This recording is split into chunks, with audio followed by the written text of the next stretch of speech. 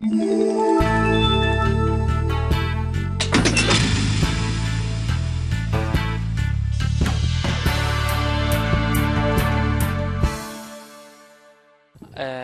mattina abbiamo trovato, arrivando alle 8 e un quarto, la porta chiusa con del nastro adesivo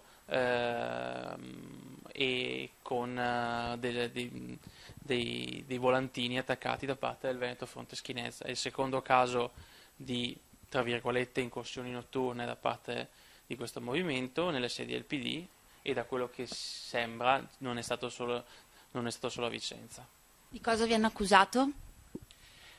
L'accusa è, come la prima volta, relativa alle politiche sociali e relativamente all'immigrazione e alla gestione dei profughi da parte del Partito Democratico e almeno nella prima volta, ed è riportato nel volantino, anche da parte della Caritas. Non sappiamo se anche in questo caso abbiano fatto incursioni in altri posti oltre che qui in via in qui in sede del PD di Vicenza.